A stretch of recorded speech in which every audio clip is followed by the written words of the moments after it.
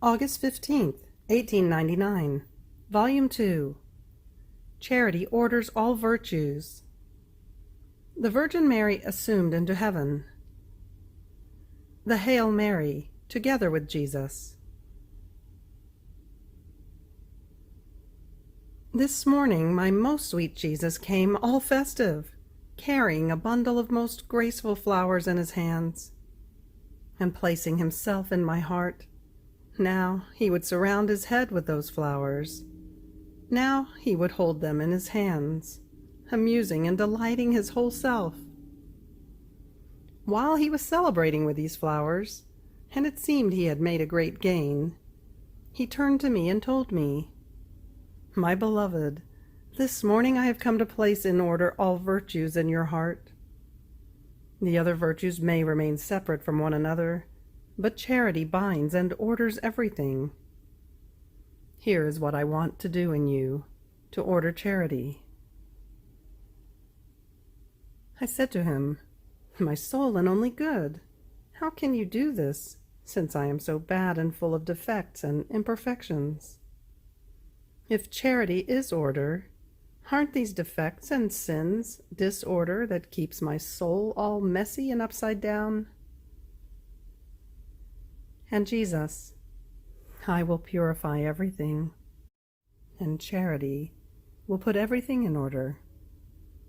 Besides, when I let a soul participate in the pains of my passion, there cannot be grave sins. At most, some venial involuntary defects. But my love, being fire, will consume everything that is imperfect in your soul." So it seemed that Jesus purified me and ordered all of me. Then he poured as though a rivulet of honey from his heart into mine, and with that honey he watered all of my interior, in such a way that everything that was in me remained orderly, united, and with the mark of charity. After this I felt I was going out of myself, into the vault of the heavens, together with my loving Jesus. It seemed that everything was in feast, heaven, earth, and purgatory. All were inundated with a new joy and jubilation. Many souls were going out of purgatory, and like bolts of lightning reached heaven in order to be present at the feast of our Queen Mamma. I too pushed myself through that immense crowd of people, angels, saints, and souls from purgatory, which already occupied that new heaven. It was so immense that the heavens that we see, compared to that one, seemed a little hole to me, more so since I had the obedience of the confessor. But as I went about looking, I could see nothing but a most refulgent sun spreading its rays, which penetrated through me in such a way as to make me become like crystal, so much so that my little spots appeared very clearly, as well as the infinite distance that exists between creator and creature. More so since each one of those rays had its imprint. Some delineated the sanctity of God, some the purity, some the power, some the wisdom, and all the other virtues and attributes of God. So in seeing her nothingness, her miseries, and her poverty, the soul would feel annihilated, and instead of looking, she would fall down, her face to the ground, before that eternal sun which no one can face. But what is more, in order to see the feast of our Queen Mamma, one had to look from within that sun. So much did the Most Holy Virgin appear to be immersed in God. In fact, in looking from other points, one could see nothing. Now, while I was in this state of annihilation before that divine sun, baby Jesus, being held in the arms of the Queen Mamma, told me, "Our Mamma is in heaven. To you I give the office of acting as my Mamma on earth. And since my life is continuously subject to scorns, to poverty, to pains, to the abandonment of men. And my mamma, while being on earth, was my faithful companion in all of these pains. Not only this, but she tried to relieve me in everything, as much as her strengths were capable of. You too, acting as my mother, will keep me faithful company in all of my pains, suffering in my place as much as you can. And where you cannot reach, you will try to give me at least a refreshment. Know, however, that I want you all intent on me. I will be jealous even of your breath, if you do not do it for me. And when I see that you are not all intent on contenting me, I will give you no peace and no rest. After this I began to act as his mamma, but oh, how much attention was needed to make him content. To see him content, one could not even take a glance at any other place. Now he wanted to sleep. Now he wanted to drink. Now he wanted to be cheered with caresses. And I had to be ready for anything he wanted. Now he would say, "My mamma, my head is hurting. Oh, please relieve me." And immediately I would check his head, and finding some thorns, I would remove them, and placing my arms beneath his head, I would make him rest. While I would make him rest, all of a sudden he would get up and say, "I feel a weight and a suffering at my heart, to the point that I feel I am dying. Take a look at what is in there." And observing the interior of his heart, I found all the instruments of the passion. I removed them one by one, and I placed them in my heart. Then, seeing him relieved, I began to caress him and kiss him, and I said to him, "My sole and only treasure, you didn't even let me watch the feast of our Queen Mamma, or listen to the first canticles that the angels and the saints sang as she entered paradise." And Jesus, the first canticle that they sang to my mamma was the Hail Mary, because in the Hail Mary there are the most beautiful praises, the greatest honors, and the joy which she felt in being made Mother of God is renewed.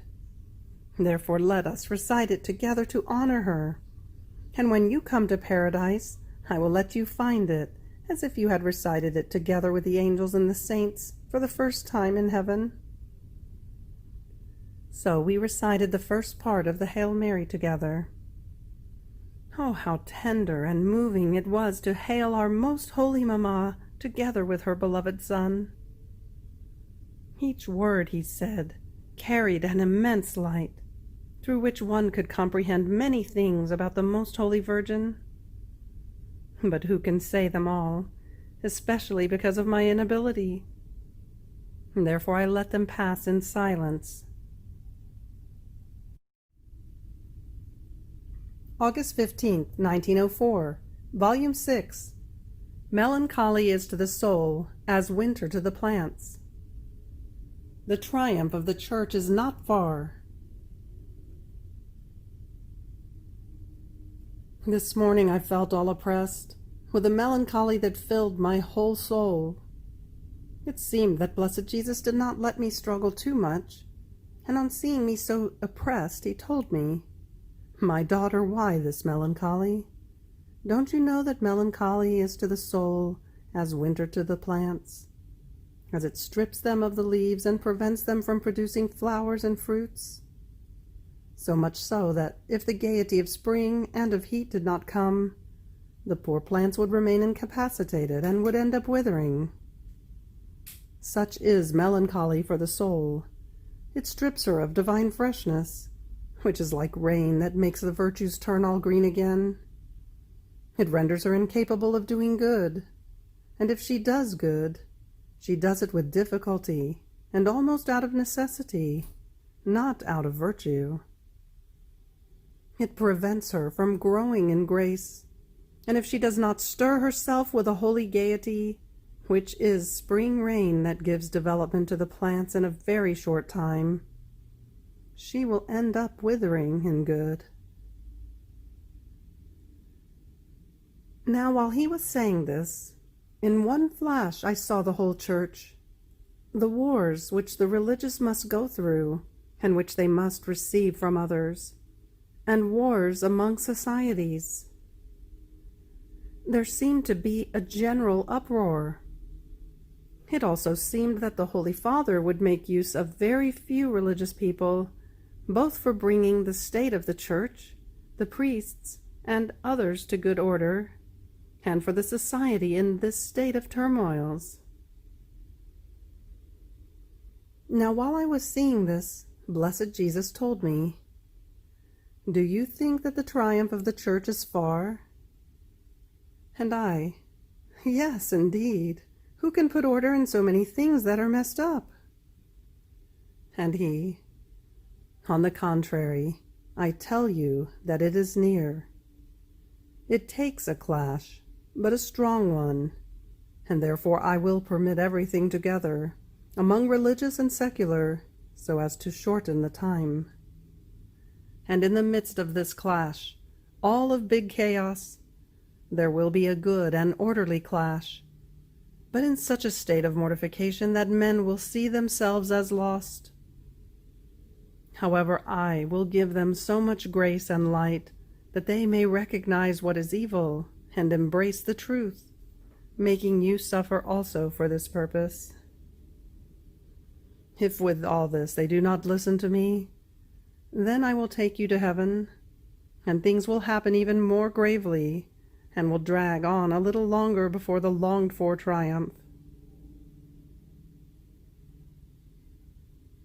August 15th, 1914, Volume 11, Fusing Oneself in Jesus in order to relieve him from his pain for the sins of creatures. As I was in my usual state, my always adorable Jesus came, in a different way from the usual one which he has had with me during this period of my life.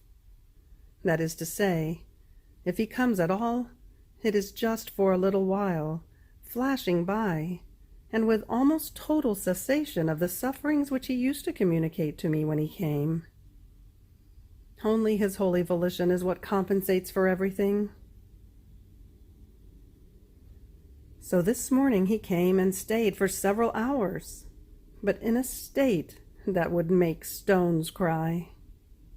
He had pain everywhere, and he wanted to be soothed in each part of his most holy humanity. It seemed that, had he not received relief, he would have reduced the world to a heap of rubble. It seemed that he didn't want to go, in order not to see the slaughters and the grave sights of the world, which almost forced him to do even worse things. I squeezed him to myself, and, wanting to relieve him, I fused myself in his intelligence, to be able to place myself in all the intellects of creatures, and offer a good thought for each evil thought, in order to repair and relieve all the offended thoughts of Jesus. In the same way, I fused myself in his desires, to be present in all the evil desires of creatures, in order to place my good desire and soothe the offended desires of Jesus, and so on with all the rest. Then, after I relieved him part by part, he left, as if he felt cheered up. August 15th, 1922, Volume 14, The Acts of Jesus and Those of the Most Holy Virgin in the Divine Will. Finding myself in my usual state, I was abandoning myself in the arms of the most holy will of God, and my sweet Jesus told me, "My daughter, in my will you will find not only all of the acts that my humanity did, in which I intertwined all creatures together, but you will find all the acts that my dear mamma did, which, weaving with mine, formed one single act. As soon as I was conceived in her womb, she began the weaving with my acts. And since my humanity had no other life, no other food, and no other purpose but the will of my Father alone, which flowing everywhere made me act of each creature so as to give to the Father the rights as Creator on the part of creatures, and to give myself as life to all creatures. In the same way, as she began her intertwining with me, she too gave back to the Father his rights as Creator in the name of all, and gave herself to all creatures. Therefore all creatures received, together with my acts, the acts of my mamma as life.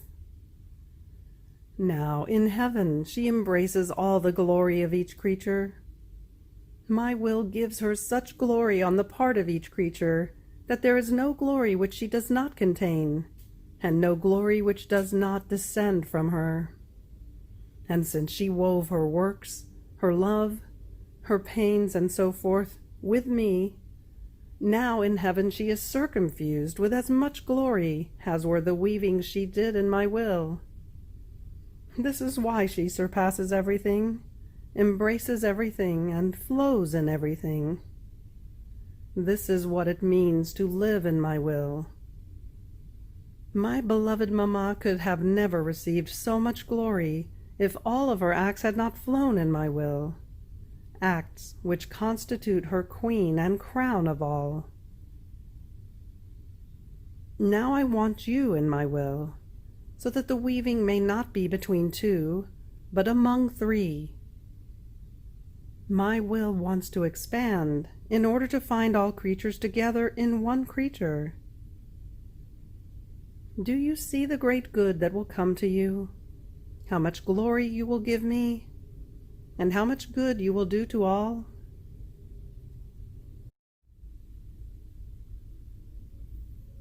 August 15th, 1925, Volume 18. All created things run toward man. The Feast of the Assumption should be called Feast of the Divine Will. I continued to fuse myself in the holy divine volition, to requite my Jesus with my little love for everything he has done for mankind in creation.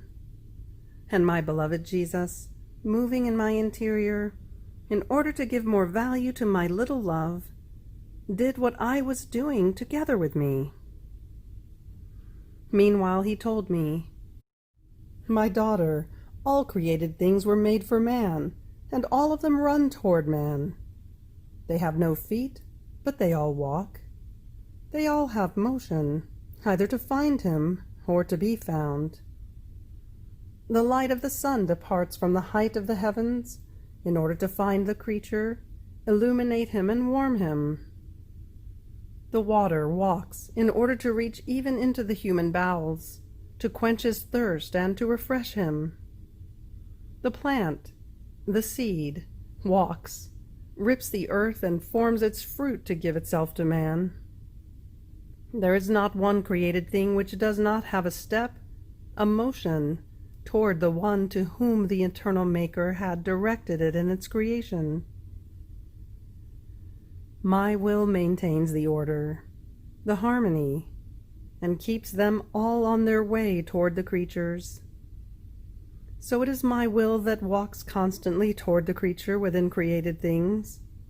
It never stops. It is all motion toward the one whom it loves so much. Yet who says a thank you to my will, which brings him the light of the sun, the water for drinking in order to quench his thirst, the bread to satisfy his hunger, the fruit, the flower, to cheer him, and many other things which it brings to him to make him happy?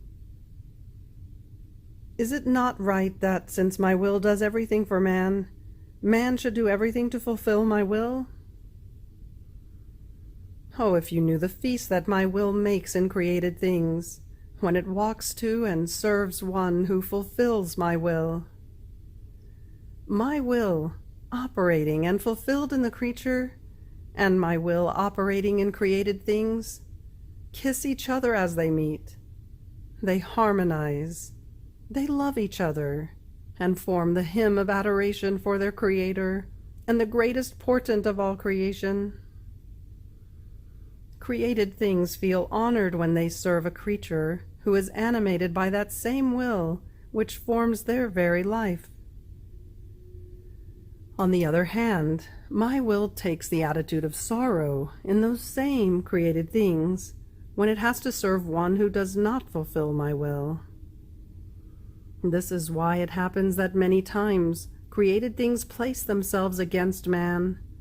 They strike him, they chastise him, because they become superior to man as they keep intact within themselves that divine will by which they were animated from the very beginning of their creation, while man has descended down below, for he does not keep the will of his Creator within himself.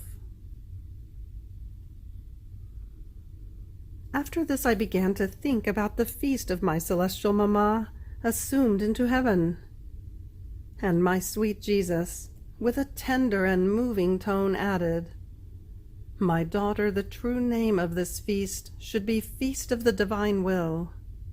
It was the human will that closed heaven, broke the bonds with its Creator, made miseries and sorrow enter the field, and put an end to the feast that the creature was to enjoy in heaven. Now this creature, Queen of all, by doing the will of the Eternal One always and in everything, even more it can be said that her life was divine will alone, opened the heavens, bound herself to the Eternal One, and restored in heaven the feasts with the creature. Every act she did in the supreme will was a feast that she started in heaven. It was sons that she formed to adorn this feast. It was melodies that she sent to delight the celestial Jerusalem.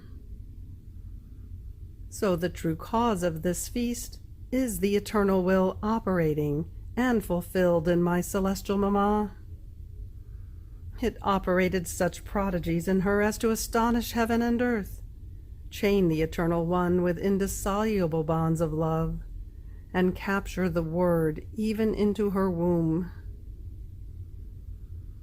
The very angels, enraptured, repeated among themselves, "From where comes so much glory, so much honor, such greatness and prodigies never before seen in this excelling creature? Yet it is from the exile that she is coming." Astonished, they recognized the will of their Creator as life operating in her, and trembling they said, "Holy, holy, holy, honor and glory to the will of our sovereign Lord, and glory, and thrice holy, she who let this supreme will operate." So it is my will that, more than anything, was and is celebrated on the day of the Assumption into heaven of my most holy Mother. It was my will alone that made her ascend so high as to distinguish her among all. Everything else would have been as nothing had she not possessed the prodigy of my will. It was my will that gave her divine fecundity and made her the mother of the Word. It was my will that made her see and embrace all creatures together, becoming the mother of all, and loving all with a love of divine maternity. And making her the queen of all, it made her rule and dominate. On that day, my will received the first honors, the glory, and the abundant fruit of its work in creation, and it began its feast, which it never interrupts, for the glorification of its operating in my beloved Mother. And even though heaven was opened by me, and many saints were already in possession of the celestial fatherland when the celestial queen was assumed into heaven, however, she herself was the primary cause, having fulfilled the supreme will in everything, and therefore we waited for she who had honored it so much and contained the true prodigy of the most holy will, to make the first feast for the supreme volition.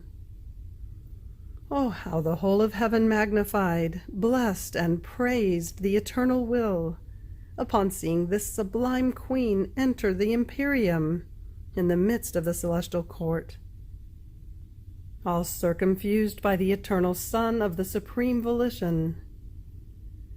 They saw her all studded with the power of the supreme Fiat. There had been not even a heartbeat in her which did not have this Fiat impressed on it.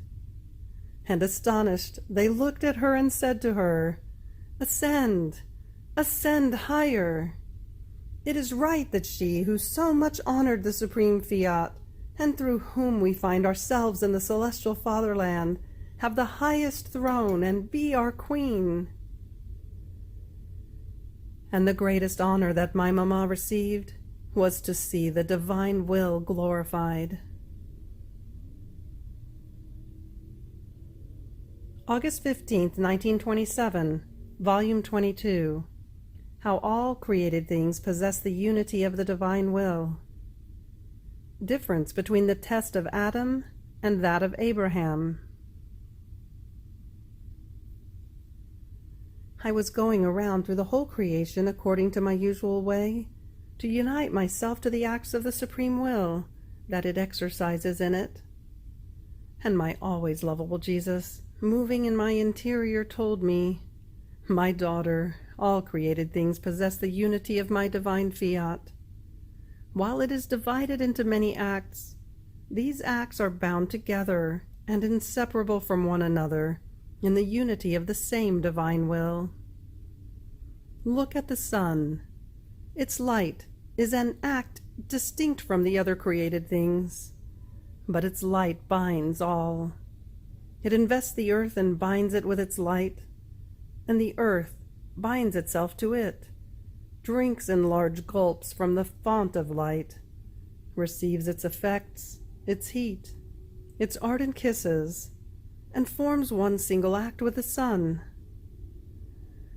The light invests the air and becomes inseparable from it. It invests the water, and the water plunges into the light, and they bind themselves to each other in their unity. In sum, since one is the will that dominates them, all created things are so bound among themselves as to become inseparable, and one could not be without the other.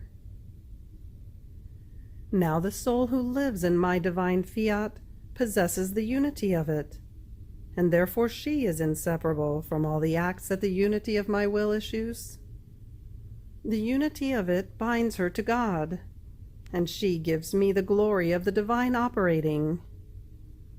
It binds her to the angels and to the saints, and she gives me the angelic glory and that of the saints.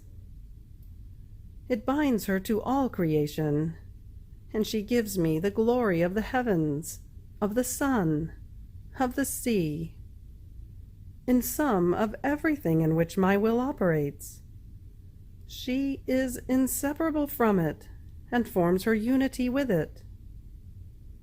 Therefore only one who lives in my will can give me the love, the glory of all creation, and of all redemption. There is not one act of it from which the soul is separated. The other creatures might say it with words, but only one who lives in my volition possesses the deeds. Then I continued my round in the supreme volition, and since I had first offered the first acts of Adam, when he possessed the unity with the supreme will, so that I too might unite myself to those perfect acts that he did at the beginning of creation, and then I had moved on to unite myself with the heroism of Abraham, I thought to myself, what divine wisdom! Of Adam, it is only said that he was the first man created by God, that he sinned and cast the human family into the maze of all evils, and then nothing else is said about him in the many years he lived. Could our Lord not return to make some other test, and ask of him some other sacrifice, in order to test his faithfulness? And while Adam is put into oblivion, he calls Abraham.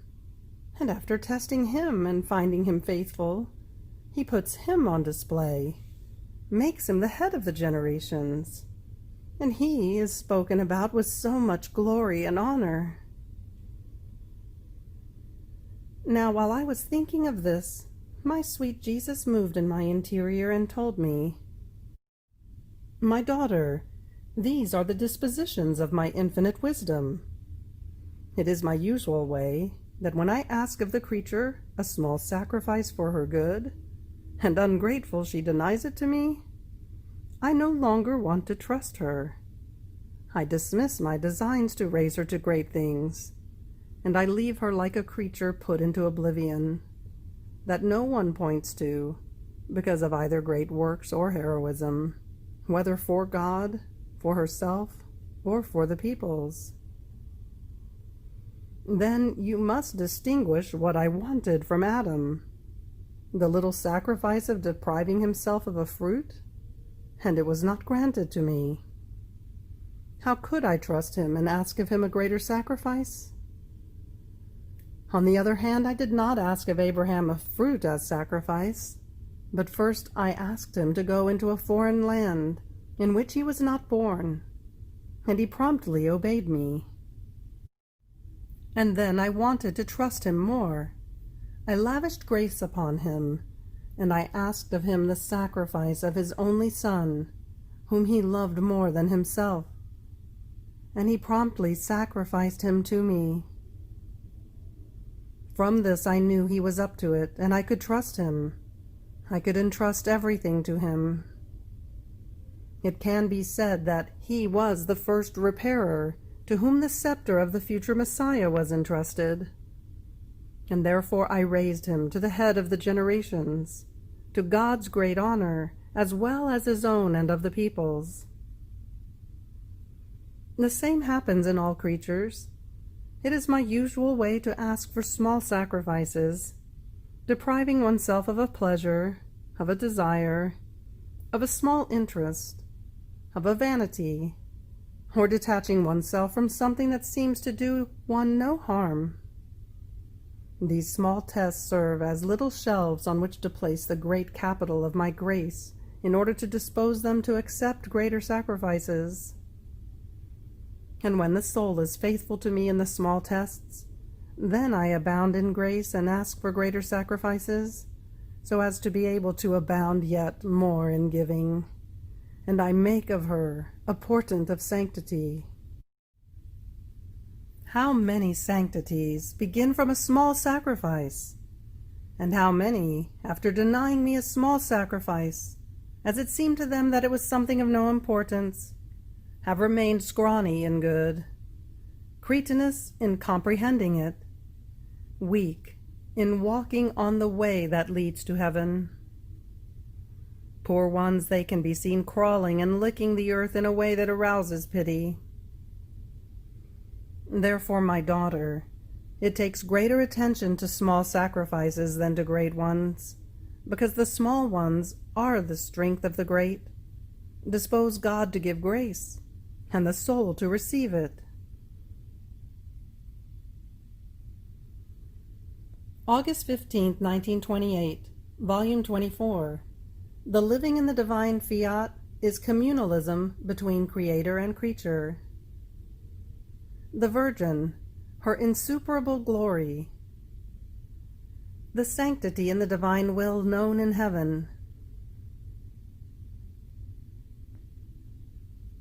My abandonment in the Fiat is continuous.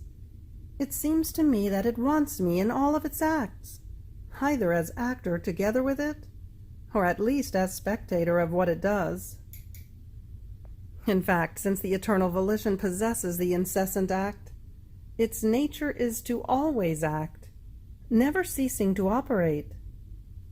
And since I am a little child, it is content with keeping me either in one way or in the other, as long as I remain with it.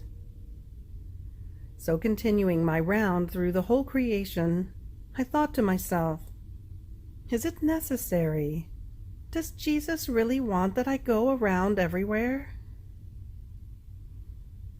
And my beloved Jesus, moving in my interior, told me, My daughter, to live in my divine will is to let oneself be found by God in each created thing, so that the Supreme Being may find in all of his works her whom he loved, and for love of whom he called from nothing, and created so many varieties of beautiful and marvelous works. Not finding you in each of his works, he would lack the echo of your love, of your gratitude, and would be as though without you in those works in which you would not go around, as if he had not done them for you. While our purpose in calling you to live in our divine will is precisely this: for us to find in you our works, and for you to find us in each created thing. You giving us your little love, we giving you the great love we had in creating so many things, and uniting your love and ours together to form one single love, so as to be able to say how much the little daughter of our divine will loves us. Otherwise our love and our works would remain isolated and without the company of her for whom we created everything, while the living in the divine will is communalism between creator and creature, and becoming inseparable. Wherever one is, the other is as well, and the creature finds her little place in everything that God does. Don't you want to find your little place in all the works of creation and redemption? Therefore continue your flight, and let yourself be carried in the arms of my Fiat. It will take care of placing the little newborn in each of its works. After this I was thinking about and accompanying the sovereign Queen when she was assumed into heaven, and my sweet Jesus, moving in my interior, as though singing the praises of his celestial mother, told me, "My daughter, the glory of the Mamma of Heaven is insuperable. No one else in the celestial regions possesses seas of graces, of light, seas of beauty and of sanctity, seas of power, of science and of love. And what is more, she possesses these seas within the endless sea of her Creator. The other inhabitants of the blessed fatherland possess at most some little rivulets, some little drops, some little fountains. She is the only one, because she alone lived life in the divine Fiat. Never did the human volition take place in her. Her life was all of divine will, and by virtue of it, she centralized all creatures within herself, conceiving them in her maternal heart, and bilocating her son Jesus as many times, to give him to each creature whom she had conceived within her virginal heart. This is why her maternity is extended to all, and all can boast and say, "The mother of Jesus is my mother, and this mother so sweet, lovable, loving, gives her beloved Son to each one of us as pledge of her maternal love." Only my will could give her this virtue of conceiving all creatures as her children, and of multiplying her Jesus so many times for as many children as she had. Now in heaven, the height of the sovereign mother, possessing her seas, does nothing but raise highest waves of light, of sanctity, of love, and so forth, unloading them over the throne of the Supreme Being, who, so as not to be surpassed by her love, having his own sea, more extensive and more deep, forms his own waves, higher, from beneath the seas of the Virgin Queen, and pours them upon her. And she prepares more waves, and God yet more, in such a way that the whole of heaven remains flooded by these waves of light, of beauties, of love, and the like, so much so that all take part in them and enjoy.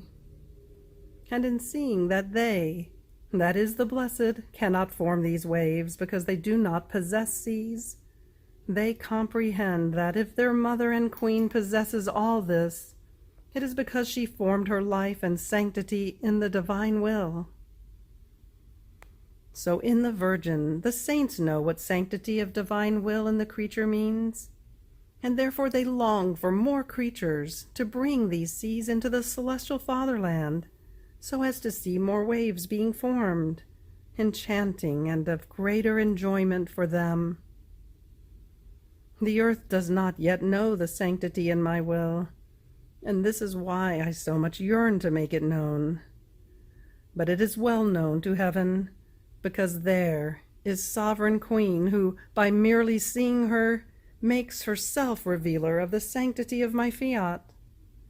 So by virtue of it, she was portent of graces on earth for herself and for the whole human family, and she is portent of glory in the celestial fatherland, nor can any other creature be said to be similar to her. August 15th, 1930, Volume 28, How the Life of the Sovereign Queen was Formed in the Divine Son. I was thinking about my celestial mamma in the act when she was assumed into heaven, and was offering my little acts done in the divine fiat to give her my homages, my praises for her honor and glory. But while I was doing this, my sweet Jesus told me, "My daughter, the glory, the greatness, the power of my celestial mamma in our fatherland is insuperable. And do you know why? Her life on earth was lived inside our divine Son. She never went out from within the abode of her Creator. She knew nothing else but our will alone. She loved nothing else but our interests. She asked for nothing else but our glory. It can be said that she formed the Son of her life within the Son of her Creator. So whoever wants to find her in the celestial dwelling must come into our Son, where the Sovereign Queen, having formed her Son, spreads her maternal rays for the good of all, and blazes with such beauty as to enrapture the whole of heaven, all feeling twice as happy for having a mother so holy, and a queen so glorious and powerful.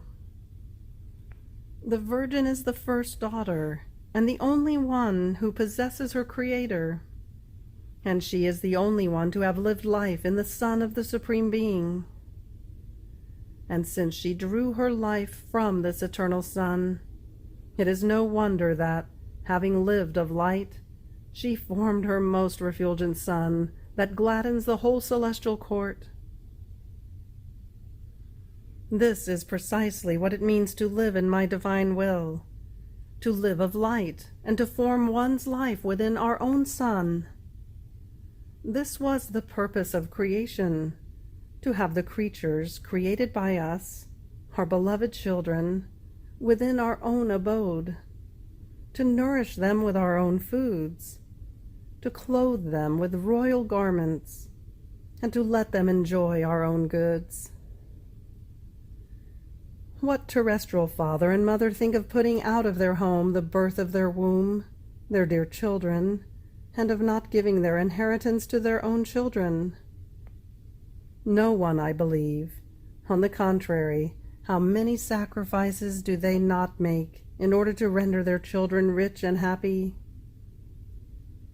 If a terrestrial father and a mother reach this, much more so does the celestial Father. He wanted and loved his children to remain in his home, so as to keep them around himself, to delight with them, and keep them as the crown of his creative hands. But man, ungrateful, abandoned our home, refused our goods, and contented himself with going wandering, living in the darkness of his human will.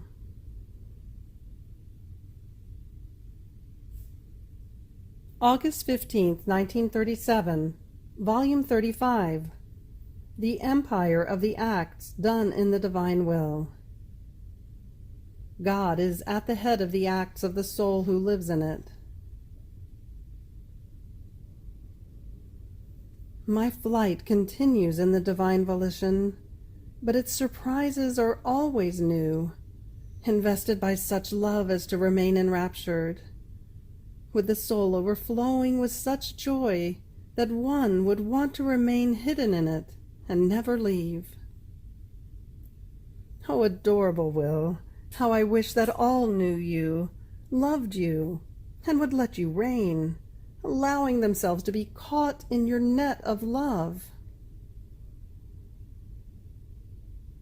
I was thinking this when my sweet Jesus, visiting my little soul, all goodness told me, little daughter of my will, the surprises, the novelties, the secrets, and the attractions of my will are innumerable.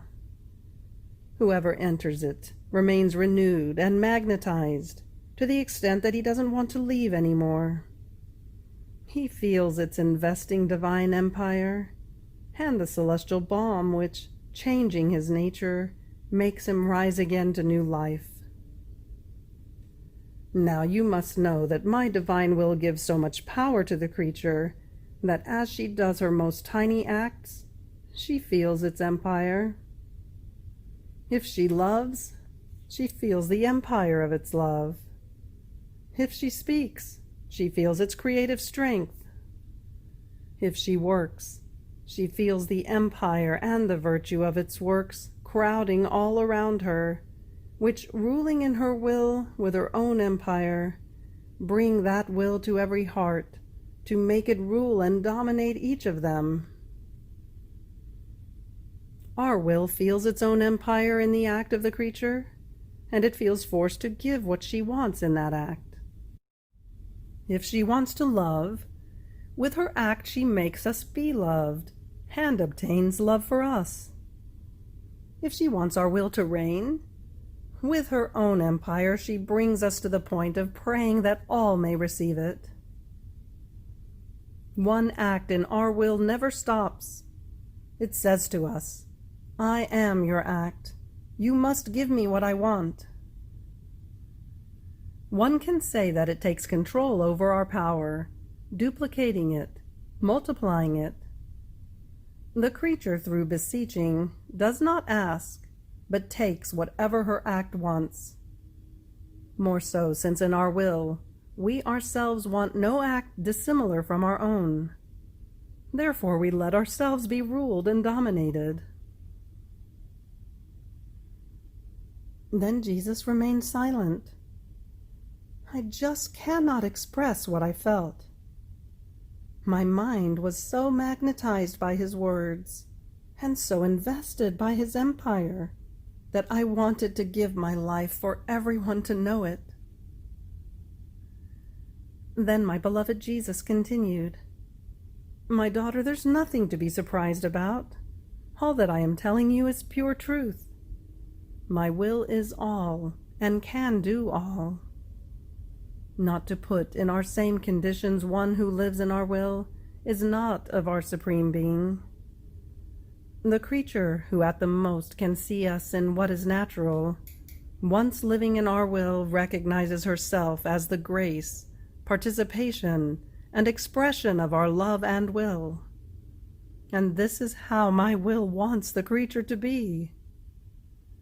Therefore we want her to live in our volition, so that her acts and ours may be fused together, and may resonate with one single sound, one single value, one single love. We neither can nor do we want to resist one of our acts. Further, you must know that living in our will is unity, to the extent that, if the creature loves, God is always at the head of her love. So his love and her love are one single love. If the creature thinks, God is at the head of her thoughts. If she speaks, God is the source of her words. If she works, God is the prime actor operating in her works. If she walks, God leads her steps. To live in my will is nothing other than the life of the creature in God, and the life of God within her. It is impossible for us to leave our love, our power, and our acts apart from the soul who lives in our will. If the will is one, all the rest comes by itself. Unity of love, unity of works, unity of everything. This is why living in our divine fiat is the prodigy of the greatest prodigies, a prodigy never before seen and never before heard. We wanted to do this prodigy that only a God could perform in the creature, because we just could no longer contain our exuberant love. But the creature, ungrateful, did not accept. However, we haven't changed our will. Although our love has been hindered and repressed, making us fidgety, we will use such excesses of love, such industries and stratagems, that we will obtain the intent that our will be one with the creature.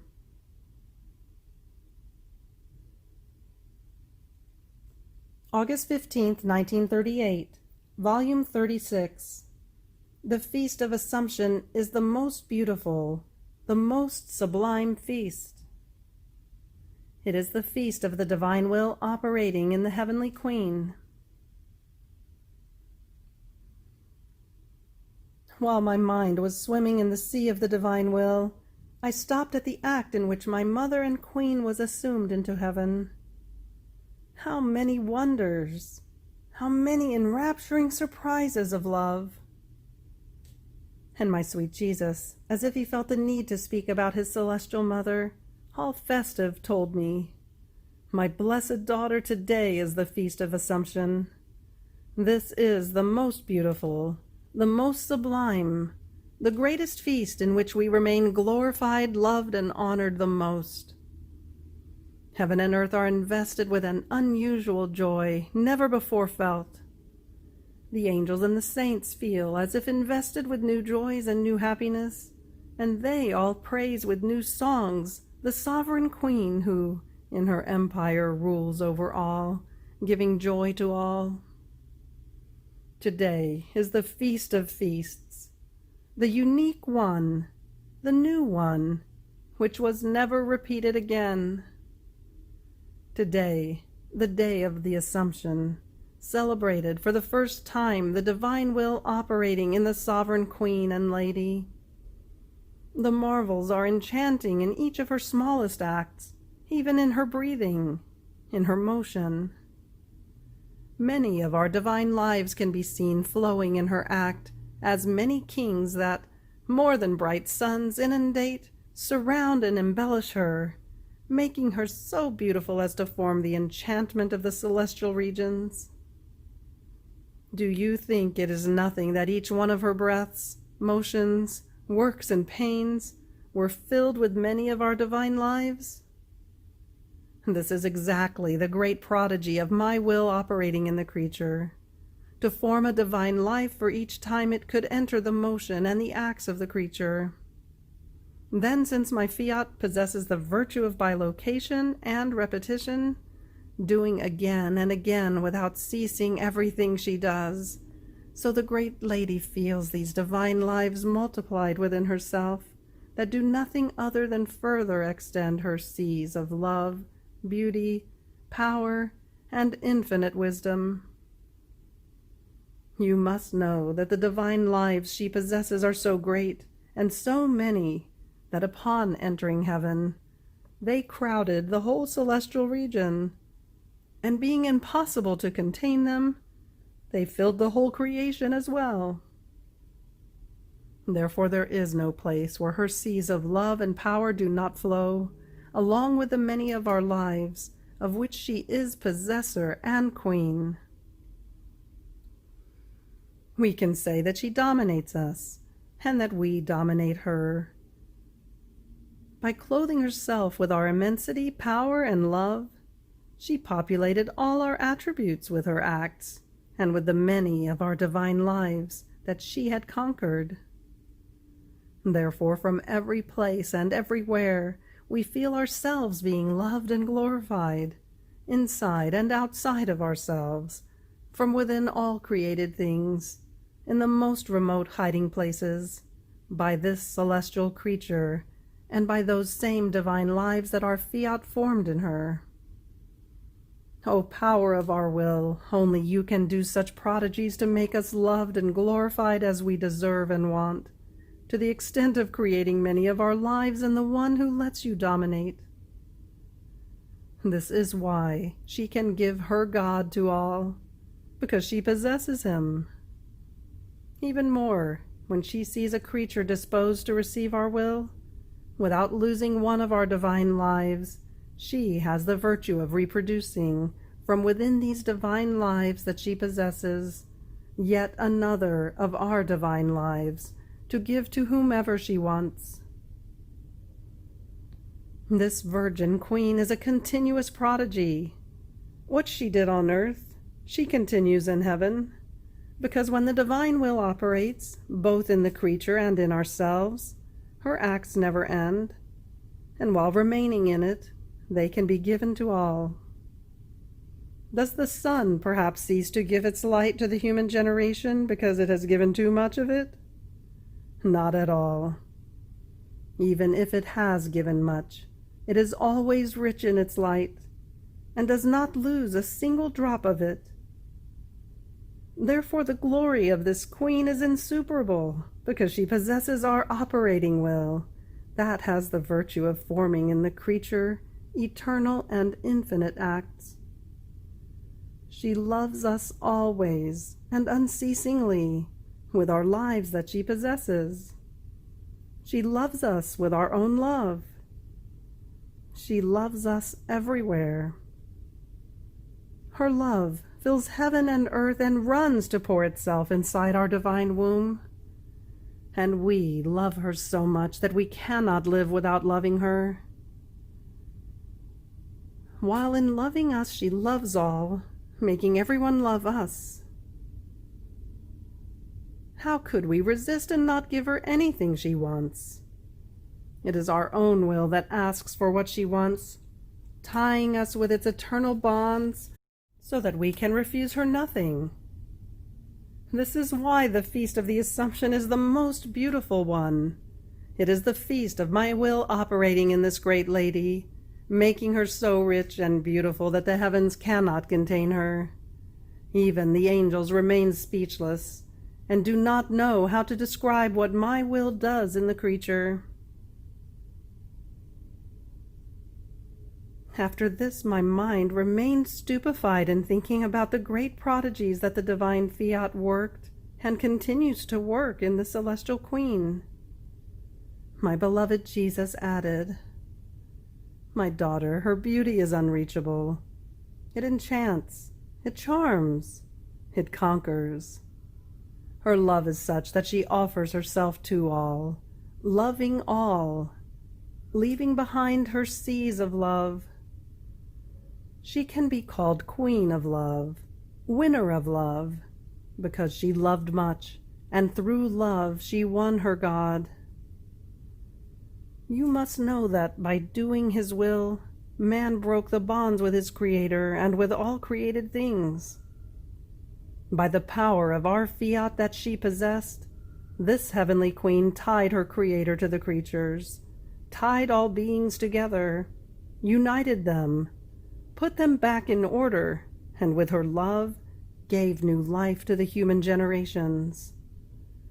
Her love was so great as to cover and hide inside its seas weaknesses, evils, sins, the creatures themselves. Oh, if this Holy Virgin did not possess so much love, it would be difficult for us to look at the earth. Only her love makes us look at it. But we want to give our will to reign in the middle of the creatures, because she wants it so.